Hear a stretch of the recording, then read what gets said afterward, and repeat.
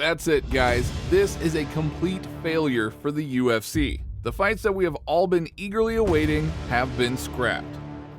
Bam. It's finally announced. Conor McGregor is out of 303 versus Michael Chandler. Unfortunately, Khamzat Chimaev is out of the fight next weekend in Saudi Arabia. Violently, and I mean violently ill. Going on. Yes, both McGregor and Chimaev have blown up their matches.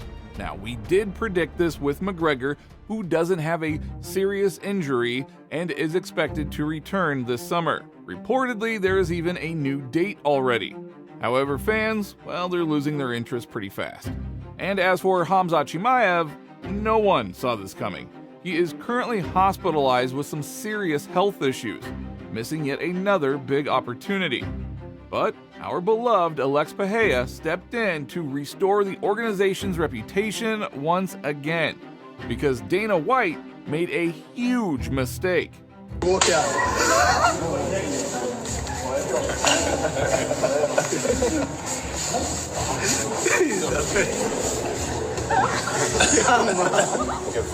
Buckle up, because I've collected the latest news for you. So what does the MMA community think about all of this? We are unpacking all of the drama, so let's dive in. June promised to be one of the most successful months for the UFC, with a lineup packed with big fights and top-tier talent. The month was set to feature 2 stellar Fight Night Series cards, the first ever event in Saudi Arabia brimming with elite matchups, and 2 numbered tournaments. The headliners included some of the biggest names in the sport, setting high expectations among fans and analysts alike. However, the reality turned out to be quite different.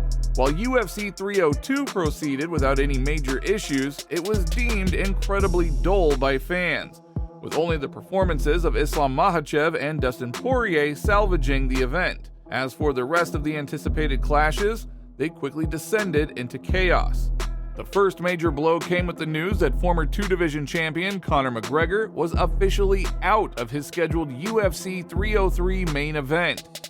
Despite reports suggesting that McGregor's injury was not severe and that he would likely return for a rescheduled bout later in the summer, the disruption was significant. The UFC had to act swiftly, replacing the headliner with a light heavyweight title rematch between Alex Pereira and former champion Yuri Prochazka for UFC 303. Now, the replacement bout between Pereira and Prochazka was a solid choice, promising an exciting rematch. However, the overall handling of the situation revealed some significant missteps by the UFC. It should have been assumed that problems might arise with Conor, but the promotion did not take care of this and built the card around McGregor without adding a single title fight that could cover for him. Consequently, what was supposed to be a triumphant month for the UFC turned into an absolute failure, highlighting the risks of overdependence on a single superstar. Honor and praise to the UFC for how they did manage to salvage the situation, but 2 events in a row with hastily assembled main events is a failure on their image. With all due respect to Aleksarov and Pereira, their status does not reach that of Conor McGregor and Khamzat Chimaev. The UFC has lost 2 major attractions, and it's now uncertain when these stars will be seen in the octagon again. However, there is some hope on the horizon. The UFC reportedly has a new date for the McGregor vs. Chandler fight. But let's be real, folks, fans are starting to lose faith. Many people doubt whether Conor will even return to the octagon at all. Dana White and Conor have been silent. First of all, Conor's working, or he's dealing with something, or he's going through something. So of course he's going to be silent. What? Does he need to come out with his phone every minute on live and say, hey guys, I'm going to the doctor. Hey guys, I'm going to training. Of course, Dana's going to be silent. If there's something that he's dealing with that he needs to work through, he's working through it, and he's trying to make sure that he puts on the best show for the company, as they always do. Ariel Helwani is out there, right, and he's posting and he's tweeting. A lot of the time, he's posting and tweeting like he's an expert on everything, but he knows nothing. The Conor McGregor-Michael Chandler fight scheduled for June 29th is off. It has been canceled. Conor McGregor suffered an injury. There's no point speculating. Right? There's no point doing a podcast speculating if I'm talking shit about Ariel Helwani. We're going to do an entire podcast where we speculate about nothing. To be fair, Ariel also did a podcast openly speculating. He seems like he's an Old West prospector. He's just in the speculation business these days. He's an old speculating son of a bitch. But then at the beginning of this week, the pessimism started to creep in, and about 48 hours or so ago, the realization was that this fight isn't going to happen. And all you motherfucking haters can... You got the world looking in. Let them look. Give them something to look at there. They're looking in. Michael Chandler shared the following message. He emphasized that facing the Notorious was never a safe bet, but always the highest risk with possibly the highest reward and biggest opportunity. Chandler highlighted the importance of taking risks in business to grow, rather than staying comfortable. He encouraged embracing uncertainty, seeking opportunities, and taking calculated risks. Whoa! Whoa! You catch it on camera.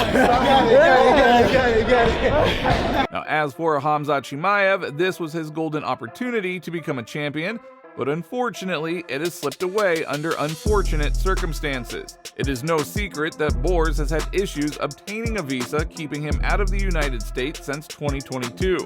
Consequently, the UFC has been unable to feature him in American events, but they have not completely abandoned Chimaev. The UFC appeared committed to giving Chimaev every possible chance to claim a title, even if it meant having him fight exclusively in Eastern countries. This strategy was not only suitable for Chimaev and the UFC, but also beneficial for their expansion into those regions. The plan was to host championship fights in countries where Chimaev is highly popular, ensuring profitable events and strengthening the UFC's presence in the East. As you know, Chimaev versus Robert Whittaker was going to be a contender fight. The middleweight champion, Dricus du Plessis, is expected to defend his belt against Israel Adesanya at UFC 305 in Australia. The winner of the Whittaker-Chimaev bout would likely have faced the winner of du Plessis versus Adesanya. However, Chimaev's health issues have derailed these plans. Reports indicate that Chimaev has been dealing with a chronic illness that severely affected his training camp. He was hospitalized multiple times, and despite the team's best efforts to find a solution, it became clear that he could not continue in this condition. A team insider explained the chronic illness that Khamzat battled for most of the training camp could not be cured in time. He was in and out of hospitals several times. This condition was maintained within the team since everyone was absolutely interested in finding a solution. Although all available options have been carefully considered, there has now come a point where the team has mutually agreed that it is not possible to continue in this spirit. Now, the situation has undoubtedly dealt a significant blow to Chimaev's career prospects. The UFC's contingency plans and their investment in promoting Chimaev in the Eastern market now face some uncertainty.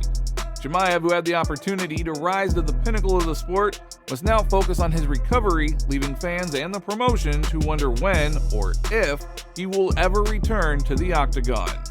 Khamzat Chimaev, I mean, if he can't recover from this, it will be such a shame because he's got so much to give to the sport of mixed martial arts. That is all for today. If you liked the video, don't forget to like and subscribe to the channel because it is very important to us, and thank you all in advance.